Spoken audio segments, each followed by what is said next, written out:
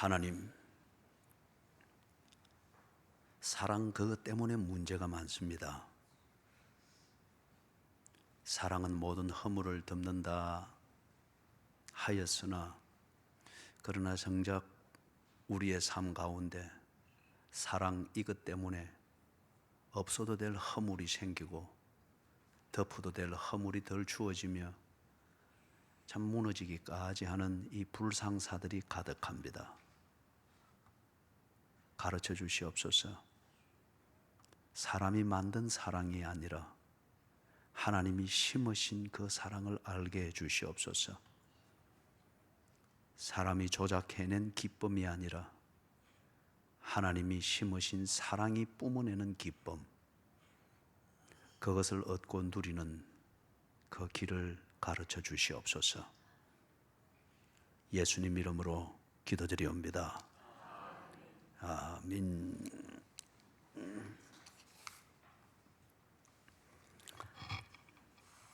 그리스도인은 하나님의 자녀입니다. 하나님의 자녀이기 때문에 그리스도인은 하나님을 닮은 사람이죠. 다른 말로 말하면은 하나님의 자녀는 체질처럼 사랑을 실천하는 사람입니다. 왜 그렇느냐? 하나님이 사랑이기 때문에 그렇습니다. 지난 주일날 우리가 요한 1서를 통해서 보았죠. 하나님은 본질이 사랑이기 때문에 그리스도인이 하나님의 자녀이면은 그는 뭘 알아서가 아니고 체질적으로 사랑을 하게 돼 있어야 됩니다. 그리스도인은 하나님의 붕어빵이기 때문에 그렇죠. 그렇기 때문에 그리스도인의 삶, 하나님의 자녀의 삶에서는 하나님이 느껴져야 됩니다. 하나님의 분위기가 느껴져야 되고 그 사람을 보면은 복잡한 이론은 모르겠지만은 저 사람 보니 하나님이 그런 분이겠구나. 하나님이 계시기는 계시는구나. 그게 느껴져야 됩니다. 그리고 하나님이 알고 싶을 때에 그 사람을 다시 한번 들여다보게 되고 그 사람에게 가서 묻게 되어져야 됩니다. 그런데 하나님의 자녀라 일컫는 사람의 인생이든지 그가 있는 가정이든지 또 그런 사람들이 모여 있다고 하는 교회 안에서 볼 때 하나님이 느껴지지 않는 경우가 대단히 많습니다. 하나님이 느껴지고 하나님이 어렴풋이 알아지게 되는 그 어떤 그 상태를 보고 우리는 하나님의 영광이라 그럽니다. 영광은 자기다움이잖아요. 그래서 하나님의 붕어빵인 그리스도인을 보면은 하나님이 느껴져야 됩니다. 그럴 때에 그 사람을 가리켜 당신은 정말 하나님의 영광을 위하여 사는 사람이군요.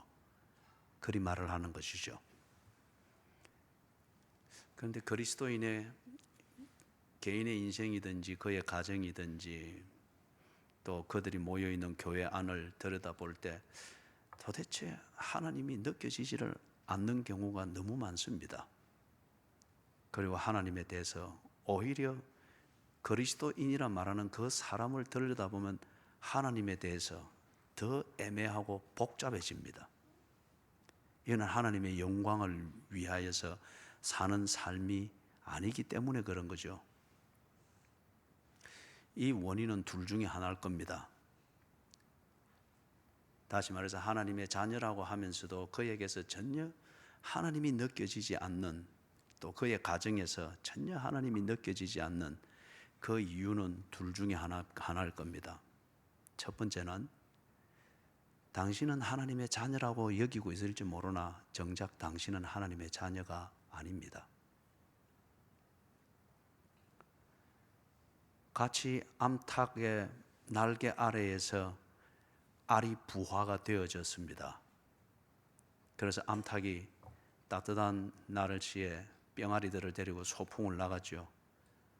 연못가를 지나가는데 그중에 한 놈이 포로록 하더면 물가로 속 들어갑니다. 어미닭은 그러면 큰일 난다고 막 꼬꼬댁거리면서 돌아오는데 보니까 그는 그 물에서 유유히 헤엄을 치면서 싹 가는데 보니 저기 까맣게 있는 오리하고 싹 섞이니까 너무도 자연스럽게 보입니다. 어미닭의 날개 아래서 부화되어서 병아리와 함께 세상에 태어났지만은 그것은 닭이 아니었고 오리였습니다. 하나님의 자녀라고 자기 자신은 그렇게 생각을 하고 그렇게 사느라고 사는데 그에게서 도무지 하나님이 느껴지지 않는 이유는 당신은 하나님의 자녀가 아니기 때문에 그렇습니다. 그래서 하나님의 본질이자 성품인 사랑이 도무지 거기에서 느껴지지 않고 만들어지지를 않는 거죠. 만약에 그게 아닌 것 같으면은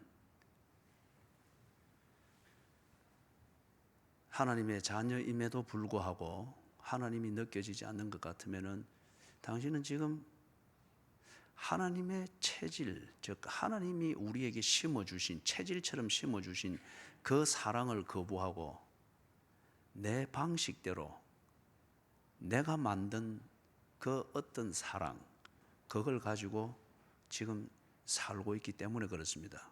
그는 누가복음 15장에 나오던 탕자와 같은 것이죠.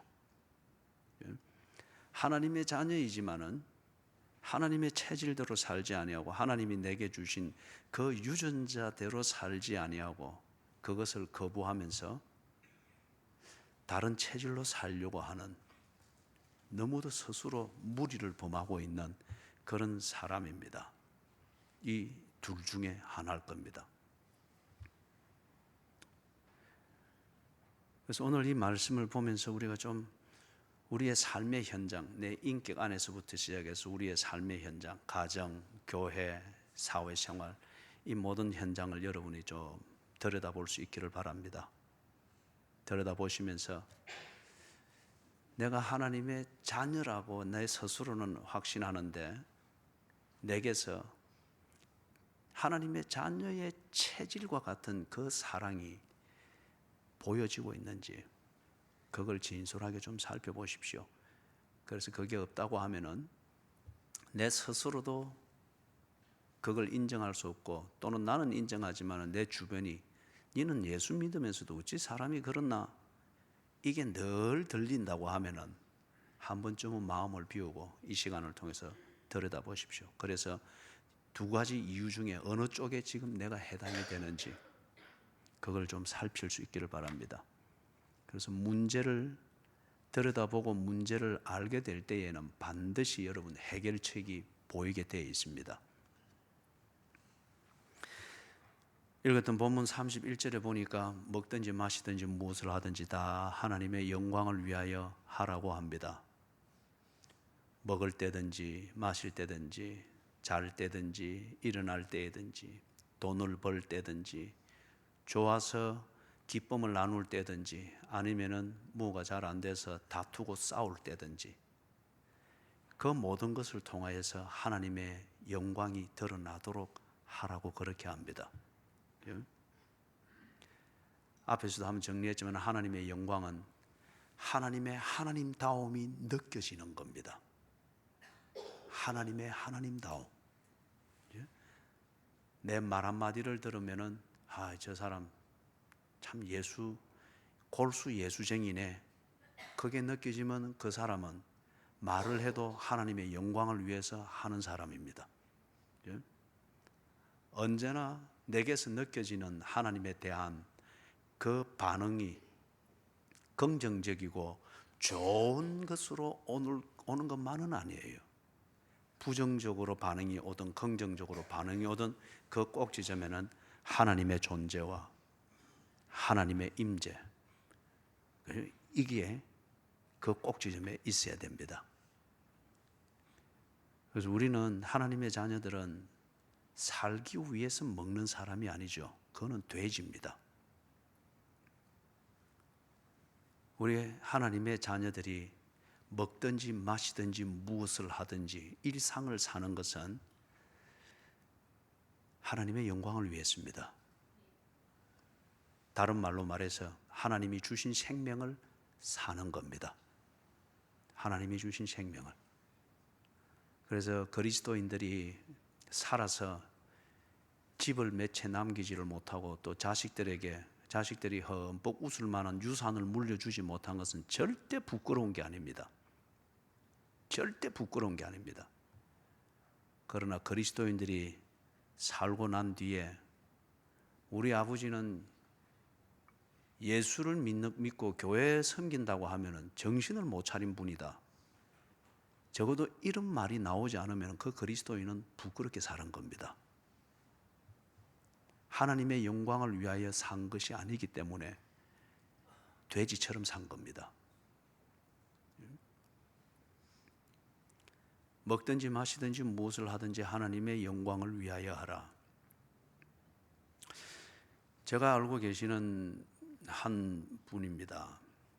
그 동네에서 유지이기도 하고 동장도 지내시고, 그래서 동장을 은퇴하면서 그 명망을 높이 길이에서 그 종합병원에서 상품 가치가 있기 때문에 그분을 그 병원의 고문으로 영입을 해서 그 동네에서 병원을 홍보하는 그 통로로 쓸 정도로 아주 명망이 있는 분이셨어요. 교회의 장로님이셨습니다.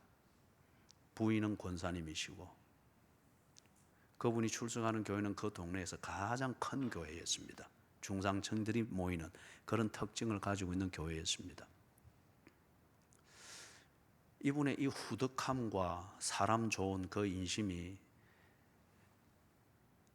이남 사녀를 키우는 그 자녀 교육에도, 자녀 양육에도 그대로 나타난 것 같습니다. 그래서 다른 사람들이 말하고 가족들이 말할 때에 그 아버지는 한 번도 자녀들에게 얼굴을 붉힌 적이 없다고 합니다. 그래서 인정 많고 사랑 많은 아버지, 그런 남편으로서 동네에 많이 소문이 났습니다. 그게 일종의 명망의 근거로 작용을 하기도 했겠죠. 그런데 이분이 86을 일기로 소천하셨습니다. 장례식을 가봤습니다. 이남 사녀가 다 모였습니다. 그런데 이분이 한 교회의 장로로서, 그리고 그렇게 후덕하고 사랑 많은 분이라는 명망을 가지고 그렇게 살았던, 소문으로만 들었던 그 평판과는 전혀 다른 내용의 자녀들의 모습이었습니다. 이남 사녀이기 때문에 6명이 모여야 되는데 막내가 둘째 아들인데 막내가 보이지 않습니다. 어디 갔느냐? 2년 전에 자살했다고 합니다. 자살을 하는데 무리해서 자식을 조기 유학 보내서 공부를 시키는 여기에 자금을 끌어대려고 이렇게 하다 보니까 있는 것도 다 탕진하고 부모의 그걸 이름으로 뭐 이리 빌리고 저리 빌리고 부모에게 하여튼 엄청난 빚을 지어놓은 거예요. 그런데 능력은 없지만은 얘가 마음은 여리고 착하니까 아버지에게 몹쓸 짓을 했다는 것을 가지고 아무리 전전긍긍해도 이게 대안이 안 나오니까 자살을 해버린 거예요. 그런데 여러분이 착한 것만 가지고 사랑을 말할 수 없습니다.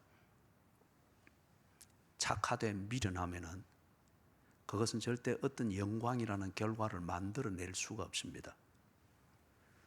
둘째 아들이 그리 자살하고 없습니다. 첫째 아들 교회는 다니고는 있는데 전혀 그날 장례식을 볼 때에 기독교가 뭔가 전혀 이해가 안 되어 있는 집사였습니다.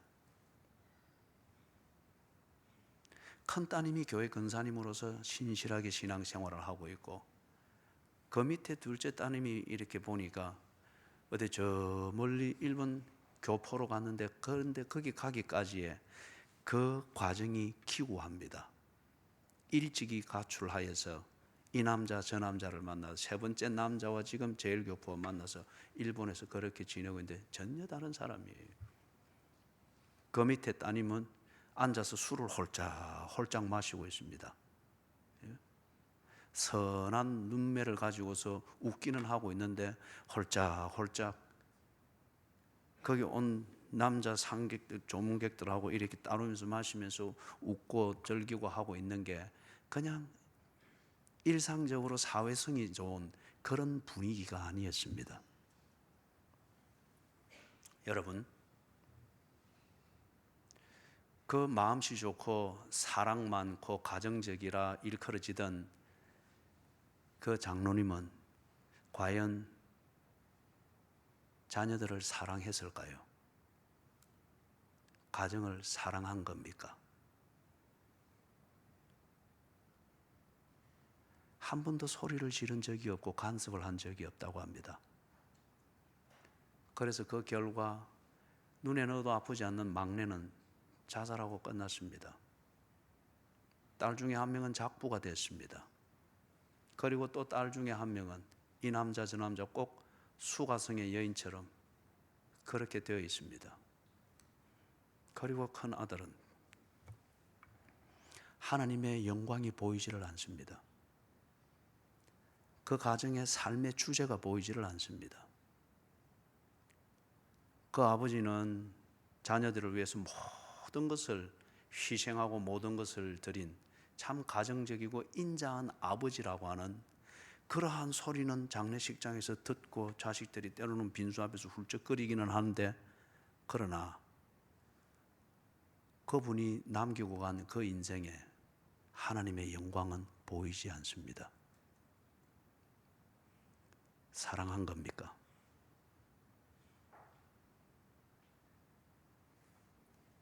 반대의 예가 있습니다. 지난 주일날 왔던 우리 김영규 선교사님, 그분에게 자녀가 6명입니다.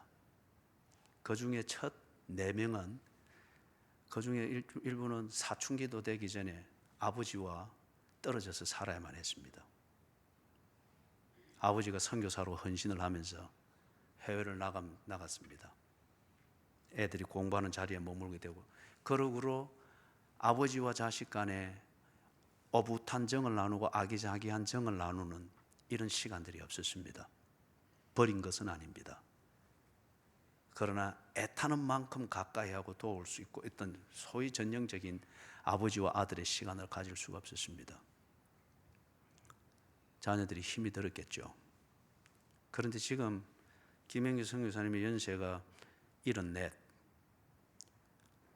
그리고 그 첫 4 자녀는 지금 미국, 한국, 그리고 남아메리카 쪽으로 다 흩어져 있습니다.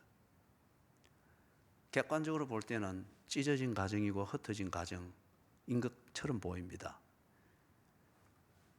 그리고 그 김영규 선교사님은 그냥 서울에 조그마한 독방 하나에서 한국에 계실 때는 거기 있으면서 투석 직전에 신장을 치료하면서, 그리고 좀 괜찮아지면 다시 또 선교지로 나가서 활동하고 또 돌아와서 그래 치료하고, 객관적으로 볼 때는 참 외롭습니다.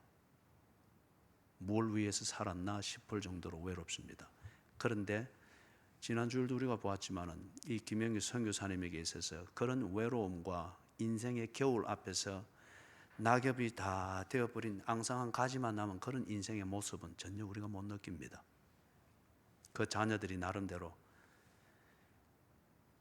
다른 교회 목사와 결혼을 해서 뭐 대형 교회를 섬기다 보니 이런 말이 아니고 개척을 하고 있습니다. 미국에서.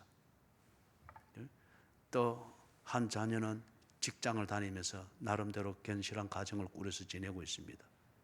그리고 아버지를 돕지 못한 그것에 대한 후회를 가지고 선교사들을 도우면서 직장 생활을 하고 있습니다. 그리고 남아메리카에서도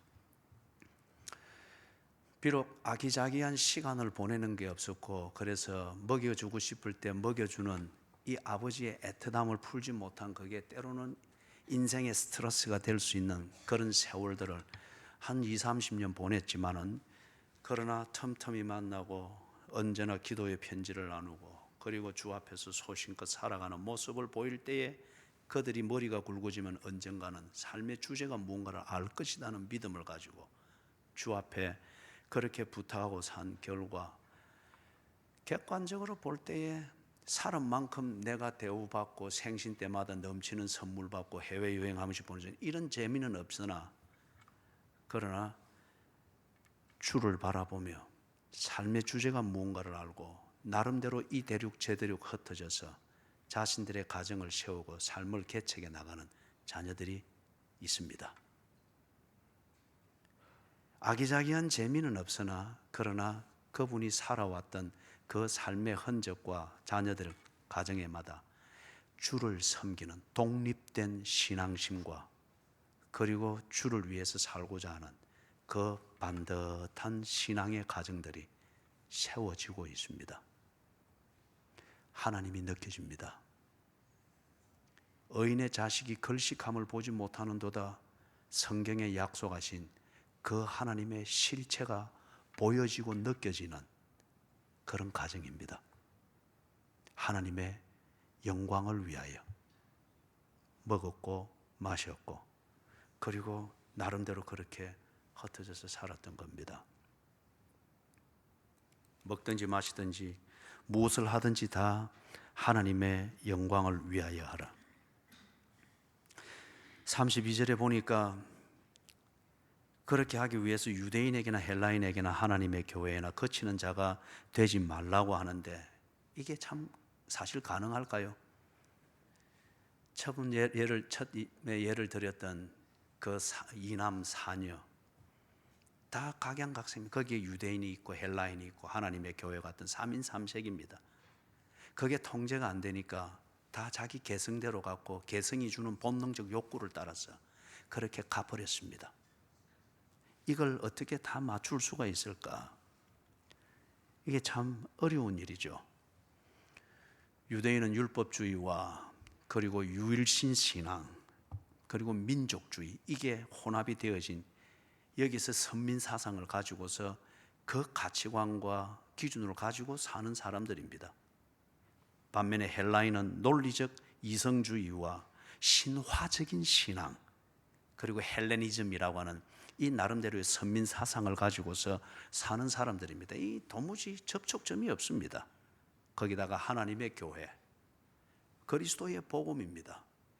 그리고 만인 제사장을 얘기를 합니다. 이 세 파가 모이고 세 부류의 사람이 모였을 때에 이 세 부류의 사람이 공히 기뻐할 수 있는 그런 사랑, 이걸 어떻게 할 수가 있겠어요? 만약에 유대인에게 맞추면 분명히 이것은 헬라인과 하나님의 교회에는 거치는 것이 될 겁니다. 헬라인에게 맞추면 유대인과 하나님의 교회에 또한 거치는 것이 될 겁니다. 이 세 가지를 다 맞추려고 하면 어떻게 해야 되겠습니까? 재미있는 상황이 WCC가 그렇고 그거는 너무 크니까 호주에서 제가 봤던 그 경험을 잠깐 나누면 이렇습니다. 스트라스필드라고 하는 곳이 있어요. 한국 교민들이 아주 밀집해서 사는 지역 중에 하나입니다. 거기에 유나이팅 처치라고 하는 연합교회입니다. 연합교단에 속해 있는 그 교회가 그 가운데다 있는데 이 교회의 목사님이 말 그대로 연합이니까 할 수 있으면 많은 사람들이 더불어서 화평을 이룬다고 하는 이게 그들의 철학이에요. 그래서 교리적으로 차이가 나고 뭐가 나고 이런 것보다는 연합해서 함께 화목을 이룬다는 여기에 더 가치를 두고서 모든 것에 모를 깎고 이랬단 말이에요. 그런데 오늘 제가 거기를 방문을 했는데 보니까 사무실을 찾아가니까 거기에 앉아 있는 사람이 툭 나오는데 여기 이마에 빨간 점을 찍은 인디안 여자가 뚝 나오는 거예요. 그래서 여기 교회 아니냐 이러니까 교회 맞다는 거예요. 그래서 당신은 누구냐 내가 그걸 물으니까 이게 빨간 점이 이상해서 근데 당신은 여기서 뭐 하는 사람이냐 여기 행정 직원이라는 거예요. 아니 여기는 교회고 당신은 여기 찍은 거 보니까 힌두 교인인 것 같은데 힌두 교인이 어째 교회에서 행정을 직원을 할 수 있나 그랬더니 나도 이 교회 교인이라는 거예요. 아니 힌두 교인이 어째 교인이 되나? 이 교회는 된다는 거예요. 이 교회는 된다는 거예요. 그 교회 목사님과 당회가 가난한 자들을 돌보고 그들에게 구제를 하고 그렇게 보호하는 것 이게 무엇보다도 중요한 가치다 라고 하여서 사람이 모일 수 있고 우선 겉으로 화목이 될 수 있다고 하면 모든 장애들을 다 정리를 해버리십니다. 그리고 그 교회 한켠에는 마약 일회용 주사를 맞을 수 있는 그 자리도 만들어 놨어요. 그 자리도. 그래서 겨울 되면 따뜻하게 맞으라고 이렇게 히터도 해놓고 하고 난 다음에 차도 마시고 간단한 요기도 해놓고 빵도 해놓고 막, 그죠? 그 교회가 어떻게 되었을까요?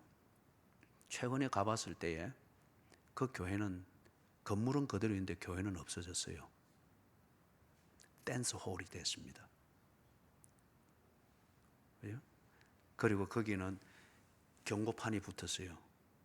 이 마약 일회용 주사를 맞고 난 다음에 이 사람들이 마약 취하면 이거 아무데나 버리잖아요. 근데 이게 애들이 놀다가 아니면 맨발로 잠시 나왔다가 그 바늘에 찔리면은 감염되기가 십상이거든요. 감염되기가. 그 때문에 여기는 그런 게 많으니까 접근하지 못하도록 관공서에서 그 경고판을 딱 붙여놨습니다. 예배를 드리고 성도의 교제를 나누고 이것은 없어져 버린 거예요. 유대인에게도 맞춰야 되고 헬라인에게도 맞춰야 되고 하나님의 교회도 맞춰야 되니까 여기에 표지가 있어서는 안 되고 절대라는 이 말이 있어서도 안 되고 진리라고 하는 말이 있어서도 안 되는 거예요. 진리라는 말이 강조되어지고 절대라고 하는 개념이 유지되어지고 이것에 집중하게 되어지면은 헬라인과 유대인과 하나님의 교회가 표면적으로 섞일 수가 없습니다. 그래서 이 연합교단이 연합이 되기 위해서 모든 자기들의 표지들을 다 깎아내버린 거예요. 그래서 에이즈도 마약도 힌두교도 하여튼 화목할 수 있다면 다 열어놨는데 결국 그룹으로 연합은 됐는지 모르지만은 그 목적은 없어져 버렸습니다. 예배도 없어져 버리고 교회 공동체도 없어져 버리고 거기는 그냥 지나가고 하는 그런 사람들만 모여서 우선적인 필요만 채우는 그런 나그네가 잠시 쉬어가는 그런 공간으로 바뀌어버리고 말았어요. 교회가 이런 문제들을 어떻게 해야 될까요? 또는 여러분의 가정 안에서도 처음에 두 가지의 예를 들었던 것처럼 여러분의 가정 안에서도 헬라인과 같은 자식이 있고 유대인 같은 자식이 있고 하나님의 교회 같은 자식이 있습니다. 교회 안에도 이런 3인 3색의 그런 사람들이 모여서 공동체를 만들고 있습니다. 나라도 역시 마찬가지입니다. 앞에 기도하신 분이 간절히 기도했던 것처럼 교회가 이 사회를 사랑하고 나라를 사랑해야 되는데 어떻게 하는 것이 교회가 정말 나라를 사랑하는 것일까요? 나라 안에 보수가 있고 진보가 있고 친박계가 있고 비박계가 있고 그리고 이것을 위기로 보는 사람들이 있고 기회로 보는 사람들이 있고 이 오만 가지가 다 있는데 교회가 지금 어떻게 하는 것이 사회를 향한 진정한 사랑이 될까요? 33절에 보니까 나와 같이 모든 일에 모든 사람을 기쁘게 하여 자신의 유익을 구하지 아니하고 많은 사람의 유익을 구하여 그들로 구원을 받게 하라. 앞에 부분만 볼 때는 이거는 더 어렵습니다. 평화주의라고 하는 이것보다 더 어렵습니다. 모든 일에 모든 사람을 기쁘게 하라. 이거는 광대도 못합니다. 광대도 못합니다. 이것은 모든 일에 모든 사람을 기쁘게 하라. 그리고 거기에 더하여서 많은 사람의 유익을 위해서 자신의 유익을 포기하라고 합니다. 이는 금욕주의자도 못 해냅니다. 그런데 그 맨 마지막에 키가 있습니다. 그들로 구원을 받게 하라. 다른 말로 말하면은 교회가 교회답도록 하기 위하여서 모든 사람을 모든 일에서 모든 사람을 그렇게 바르게 대하라고 하는 그 의미입니다.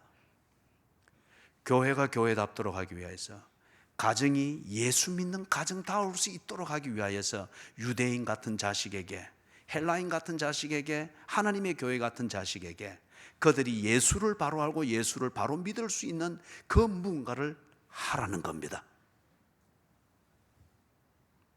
교회가 사회를 사랑하고 나라를 위하여서 걱정하며 나라를 위해서 애국해야 하는데 이 나라가 하나님 보시기에 좋고 그리고 이 나라의 백성들이 복음을 듣고 복음을 깨달을 수 있는 그 첩경을 준비하고 통로를 준비하는데 유익한 그 무언가를 하라는 겁니다. 이게 교회가 나라를 사랑하는, 교회가 나라를 향해서 사회를 향해서 보여줘야 될 사랑의 방향성이고 본질이라는 것이죠. 그들로 구원을 받게 하라.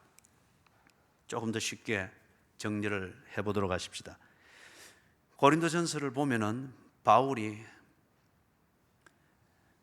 우리가 감상적으로 사랑을 오해를 할 수 있는데 결코 고린도전서 13장은 감상적이고 낭만적으로 사랑을 이해하도록 쓴 게 아닙니다. 그래서 고린도전서를 쭉 읽어보면은 이 고린도전서 안에는 바울이 고린도 교회를 향하여 책망하는 게 있습니다. 질책하는 게 있습니다. 심지어는 어떤 경우는 쫓아내라고 합니다. 왜 그런 것을 교회에 붙여두느냐? 쫓아내어라. 그렇게 이야기해 나가는 가운데 13장에서 사랑은 모든 것을 참으며 모든 것을 견디며, 그리고 사랑은 무례하지 아니하고, 그렇게 하면서 믿음, 소망, 사랑, 이 세 가지는 항상 있을 것인데 그 중에 제일은 사랑이라. 절대 낭만이 아닙니다. 절대 감상적 코드를 지금 만드는 게 아닙니다. 지금 그럴 때 어쩔 때 어떤 분위기를 제조하고 있는 게 아닙니다. 예? 우리 새내기 신부가 남편을 위해서 이상적인 생각을 가지고, 낭만적인 생각을 가지고 지 나름대로 요리를 만드는데 뭐 만들어 본 경험이 있어야죠. 하다 보니까 보기는 괜찮은데 맛을 보니까 네 맛도 없고 내 맛도 없습니다. 그래서 어찌합니까? 고춧가루 싹 풀든지 된장 좀 싹 더 풀어가지고 그냥 된장맛 나게 하든지 매운맛 나게 해서 다 내놓습니다. 사랑은 이런 게 아닙니다. 사랑은 감상적인 어떤 분위기로 후 덮어버려서 우선 괜찮도록 보여주고 그 코드에 맞춰서 괜찮다 괜찮다 우리 술 한잔 먹으면 다 풀어지는 거 아니가라고 말하는 그런 종류의 유치한, 그걸 보고 사랑이라 말하는 게 아니다는 거죠. 그죠? 그렇기 때문에 여러분이 교회 안에서 농담으로라도, 예수 안 믿는 사람들은 술 한잔 먹으면 다 풀어지는데 예수 믿는 사람들은 와 이리 어렵노, 그런 말 해서는 안 되는 거예요. 술 한잔 먹고 풀어지는 그게 정말 진정한 화해입니까? 그게 진정한 사랑입니까? 아니죠. 그 처음에 예를 들었던 그 장로님이라고 하는 분도 사회적으로 그렇게 명망이 있은 데는 가면은 사회 그 마을의 유지들과 모여서 이래 인사를 할 때는 대포도 한 잔씩 하고 소주도 한 잔씩 걸치고 그런 분이었어요. 그러니까 어디 가도 좋은 사람이라고 소리를 들었습니다. 그러나 그분이 그렇게 사랑이 많은 사람이라는 평판을 들으면서 살았던 그분의 그 삶의 흔적에는 하나님의 영광은 없었어요. 대포 한 잔 걸치고 나면 다 풀어지는데 왜 교회는 이리 어렵나? 어려울 수밖에 없습니다. 바른 사랑을 해야 하기 때문에 이 바른 사랑의 체질이 안 돼 있는, 이걸 고쳐가면서 바른 사랑에 맞춰 가려니까 또 한 번 생각해야 되고 또 곱씹어야 되고, 이 말을 하는 게 정말 위로가 될까를 생각하면서 때로는 그래서 화해를 시도하는 게 하루가 늦어질 수도 있고 그런 겁니다. 술 기운에 하는 그런 분위기가 그게 아니죠. 그래서 한 세 가지 예를 들어보면 그렇습니다. 바울이 결코 말하는 사랑이 감상적이고 낭만적이고 실패한 요리에 그냥 고춧가루 뿌려서 괜찮도록 보이도록 만드는 그런 종류의 유치한 제스처가 아니다는 것, 이걸 위해서 우리 1장에 보면은 고린도 교회에 분쟁이 있었습니다. 바울파, 아볼로파, 게바파, 그리스도파, 그러면서 자기가 정통이다, 그리고 우리가 없으면 교회 안 된다는 식으로 자꾸 분쟁을 일으켰죠. 이럴 때에 바울이 이 내 종파를 다 맞추려고 고춧가루 불듯이 그래 분위기 잡고 그래 안 했습니다. 그들의 주장이 허망한 것을 덜추어내어주고 그걸 교정해 주었습니다. 그러면은 바로 못 알아듣는 사람들은 이걸 들을 때에 부끄러움을 느꼈을 거예요. 어떤 사람은 이걸 들으면서 자존심 상했을 겁니다. 왜 바울이 꼭 우리의 부끄러운 점을 이리 드러내야 되나? 그렇게 한 결과 고린도 교회가 분파주의로 흘러가지 아니하고 이 분파주의가 정리가 되어지면서 고린도 교회가 사랑을 실천하는 통로가 되었습니다. 두 번째에는 5장에 보면 음행하는 자들에 대해서 이야기를 합니다. 고린도 교회에 다 품어야지, 다 좋아야지, 다 품고 다 같이 넘어가야지, 그래 됐는데 음행하는 자들이 있단 말이에요. 하나님의 사랑의 이름으로. 그리고 교회 안에 딱 보니까 남자 여자 같이 모여서 이제 같이 뭐 예배 드리고 교제도 하고 하니까 이 무방비처럼 보인단 말이에요. 그리고 형제 자매 해삼스로 뭐 그래 하니까 남자가 음흉한 생각을 가지고 여자한테 쉽게 접근을 할 수 있고, 또는 여자는 거기에 대해서 그리스도의 사랑으로서 받아주고 하니까 이게 또 남자는 오해를 해가지고 또 그러다 보니까 이게 뭐 욕정이 일어나지고 쉽게 그리 된단 말이에요. 그런 것을 이용을 하는 거예요. 그리고 그런 사람들이 집사가 되고 권사가 되고 장로가 되고 목사가 된단 말이에요. 그러면서도 그게 분위기가 좋고 뭐 도움이 되니까 하는 식으로 이렇게 끌어간단 말이에요. 여기에 대해서 바울이, 여러분이 고린도전서 5장을 읽어보면 굉장히 톤을 높여서 이야기합니다. 5장 2절에서는 왜 이런 사람들을 쫓아내지 않느냐, 그리고 이어서 13절에서 이런 자들은 쫓아내어야 하느니라. 교회와 성도의 교제, 그리고 성도들의 좌우를 분별하지 못하되 예수가 좋기 때문에 착한 마음으로 그저 무방비 상태로 대해주고 순수하게 받아주는 그것을 음욕의 기회로 삼고 교회의 그런 성도의 교제 분위기를 숙주로 삼아서 기생충처럼 자기의 욕구를 채우고 있는 이 성령을 회방하는 자들에 대해서는 바울이 톤을 높여서 이야기했습니다. 쫓아내라! 사랑입니다. 먹든지 마시든지 무엇을 하든지 하나님의 영광을 위하여 하라. 하나님의 영광을 드러내기 위한 바울의 몸부림입니다.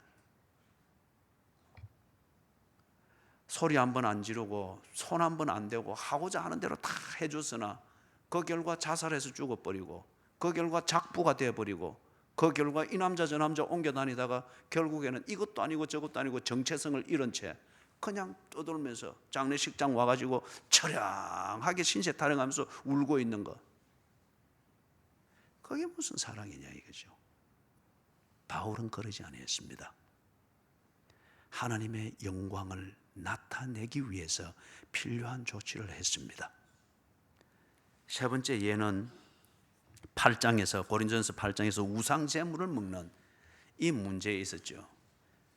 교리적으로는 옳습니다. 모든 것은 하나님이 지으신 것이기 때문에 감사함으로 먹으면 해될 게 없습니다. 그렇게 먹습니다.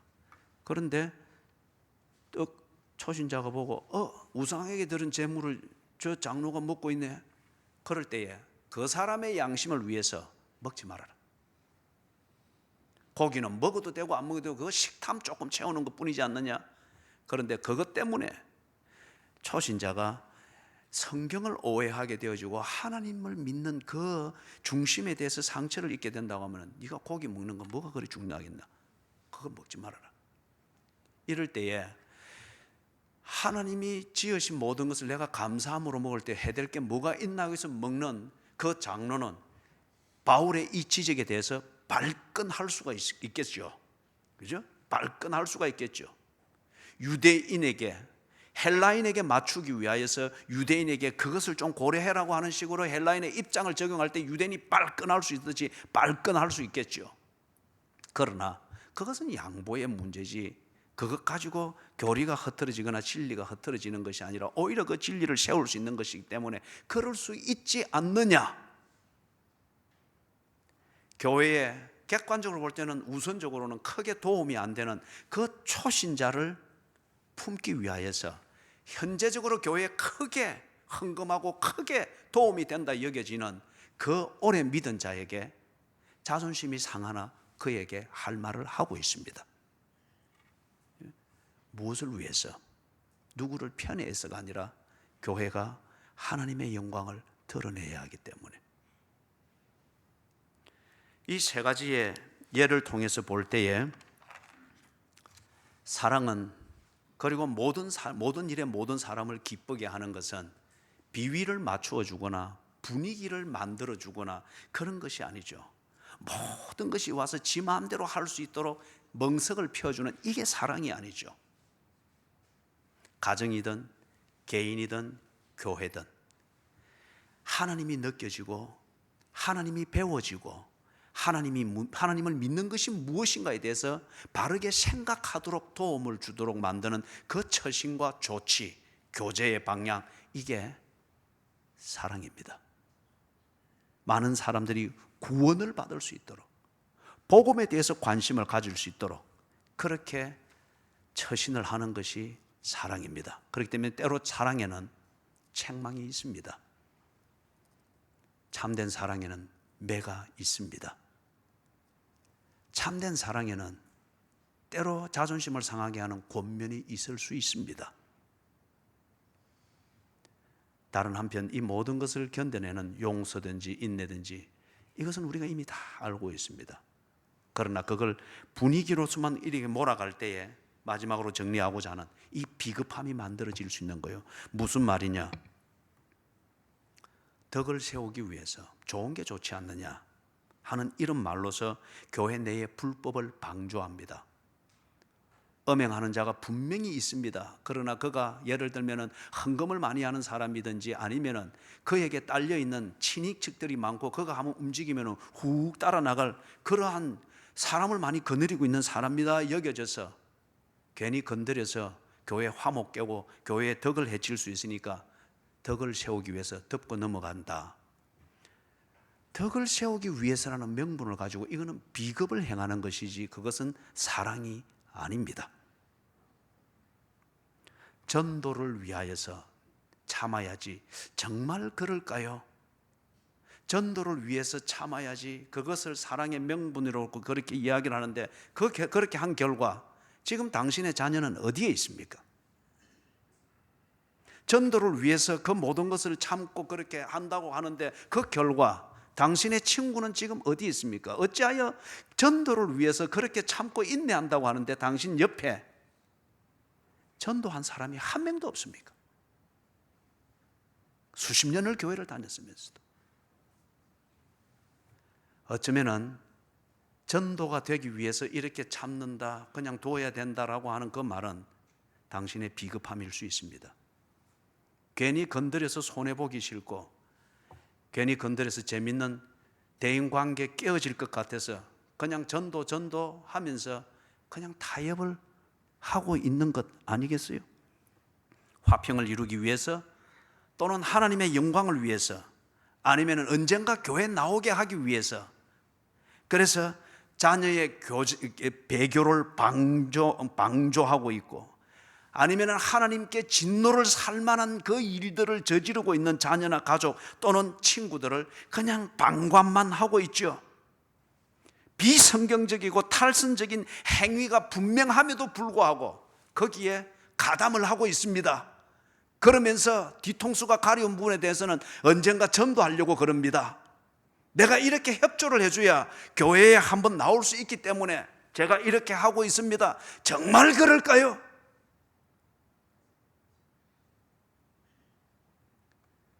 그 비성경적이고 탈선적인 그걸 당신도 지금 즐기고 있는 거지 않습니까?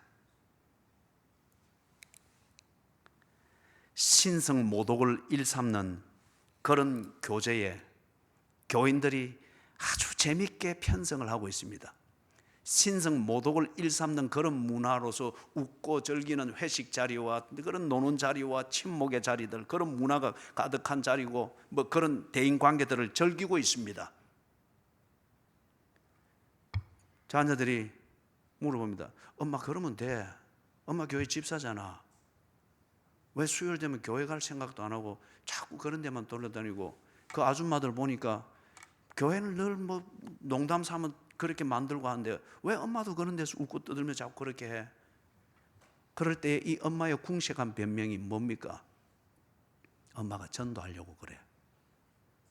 엄마가 이렇게 재밌게 맞춰줘야 저 사람들이 교회에 대해서 나쁜 생각을 안 가져.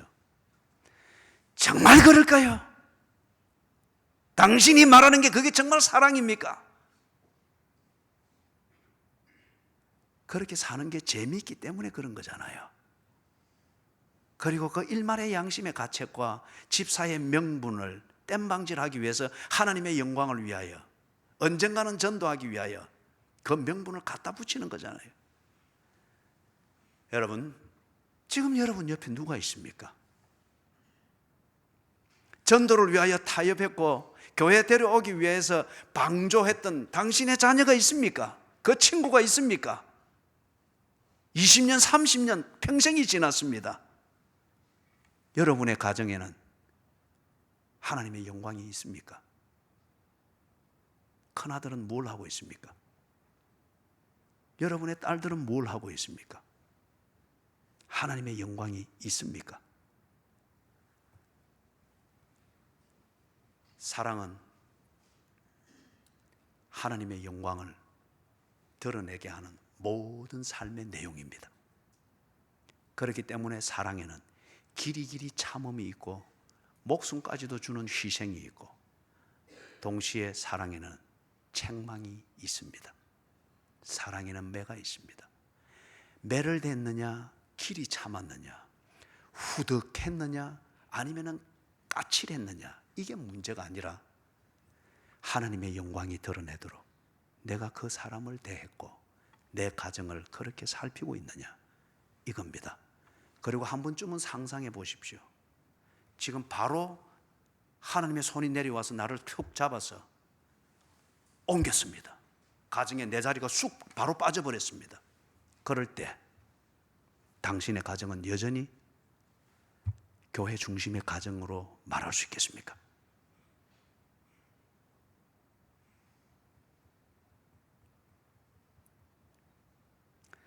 사랑 때문에 우리 삶에 문제가 많습니다. 그리고 사랑하는 이 기술 또는 사랑에 대한 우리 나름대로의 분위기에 사로잡힌 이 개념과 명분을 가지고서 정말 사랑 없는 인생, 사랑 없는 가정, 사랑 없는 사회, 사랑 없는 교회로 우리 스스로 만들고 있습니다. 그러면서 언제나 우리가 사랑을 말하고 있습니다. 이 모든 것을 다 걷어치우고 다시금 진솔하게 우리가 살피자고요. 내가 살고 있는 이 삶의 내용에 하나님의 영광은 나타나고 있는가? 사람들이 나를 보면서, 내 가정을 보면서, 내 인생의 내용을 보면서, 우리 교회의 성도의 교제의 내용을 들여다보면서 그들이 하나님을 느끼고 있는가? 내가 믿고 있는 하나님, 덕을 위해서, 전도를 위해서, 화평을 위해서 이 명분을 늘 읊고 있는 내 말의 내용, 거기서 하나님 되심을 그들이 느끼고 있는가? 이걸 살펴야 합니다. 그죠? 그래서 하나님의 영광이 보이지 않다고 하면은 누가 뭐라 해도 나는 지금 사랑을 하지 않는 삶을 살고 있습니다.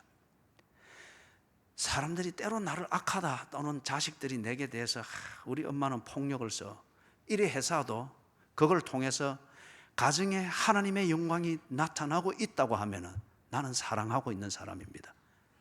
간단한 예를 드리고 마칩니다. 전 이명박 대통령, 그 모친이 일자 무식이었다잖아요.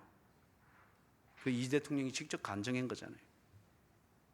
가난하게 키웠습니다.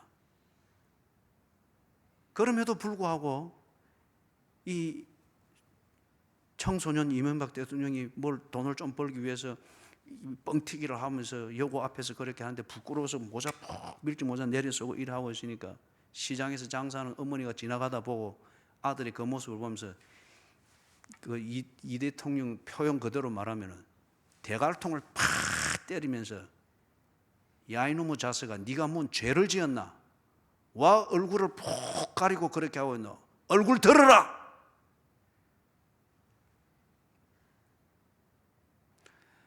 그걸 두고 이명박 대통령이, 나는 부모가 없는 집에서 태어나서 부모로부터 거기다가 맞으면서 컸습니다. 그러면서 시민들의 동정을 끌고 표를 끌고 그러지 않았습니다. 못 배우신 어머니지만은 새벽같이 깨워서 그 어린 것들을 1시간, 2시간씩 무릎 꿇어서 기도하고, 그리고 그렇게 비굴해하는 우리를 때려가면서 그렇게 키웠습니다. 그래서 오늘 내가 이래 있습니다. 자랑스럽게 여기면서 어머니로부터 배우고 어머니로부터 전도를 받은 하나님을 그가 칭송했습니다. 하나님의 영광이 드러난 거예요. 까칠하냐, 매를 대느냐, 후덕하냐, 하고 싶은 대로 다 해줬는데, 해야 되는데 못 해줬다, 이런 것으로 사랑을 말하는 이 유치함을 가르치는 게 아닙니다. 먹든지 마시든지 무엇을 하든지 하나님의 영광을 위하여 하라. 그것이 사랑입니다. 기도하겠습니다. 하나님, 우리가 하나님의 사랑을 오도했습니다.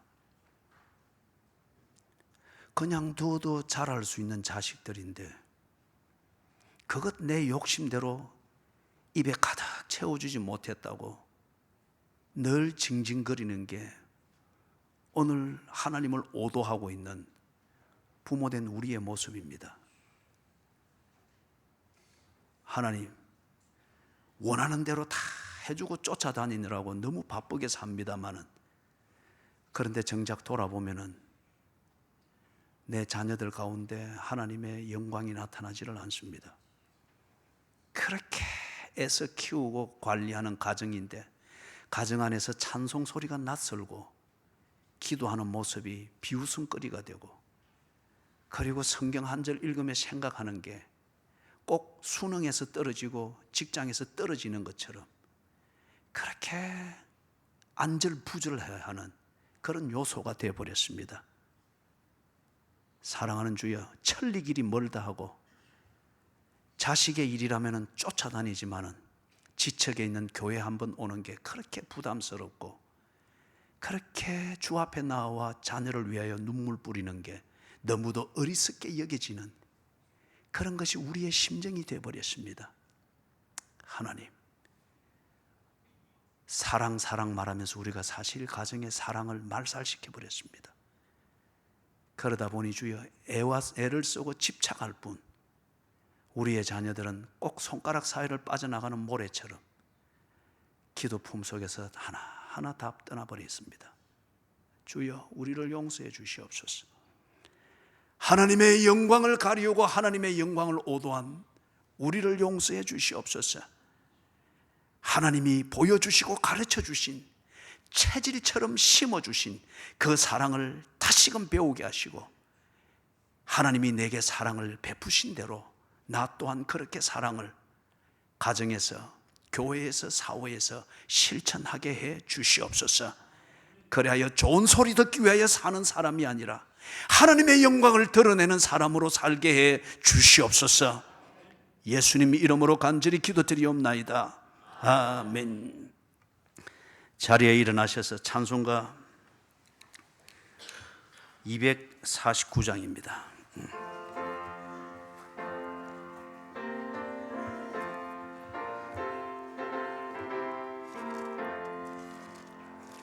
주 사랑하는 자 다 찬송할 때에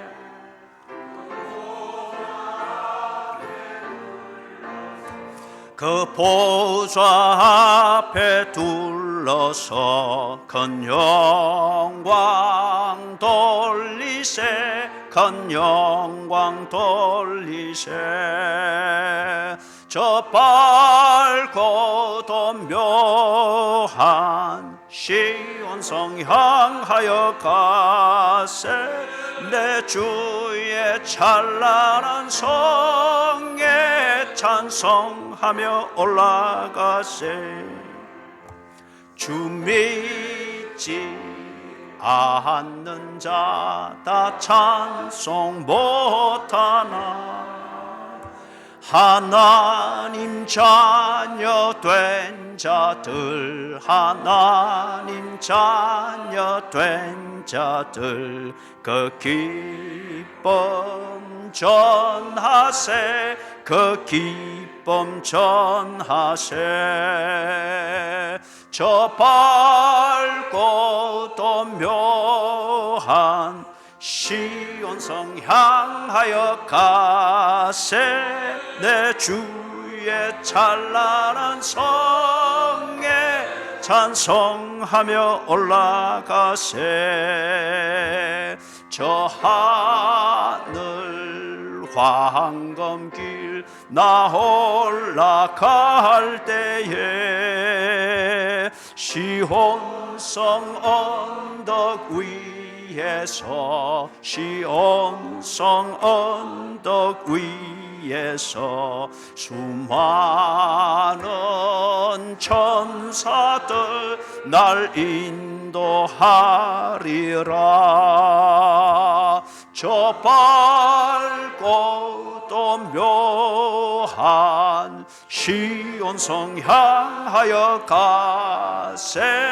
내 주의 찬란한 성에 찬송하며 올라가세. 내 눈물 다 씻고 널 찬송 부르리. 저 임마누엘 주 앞에 저 임마누엘 주 앞에 나 영광 누리리. 나 영광 누리리. 저 밝고 또 묘한 시온성 향하여 가세. 내 주의 찬란한 성에 찬송하며 올라가. 3절만 하면 됩니다. 저 하늘 황금길 나 올라갈 때에 시온성 언덕 위에서 시온성 언덕 위에서 수많은 천사들 날 인도하리라. 저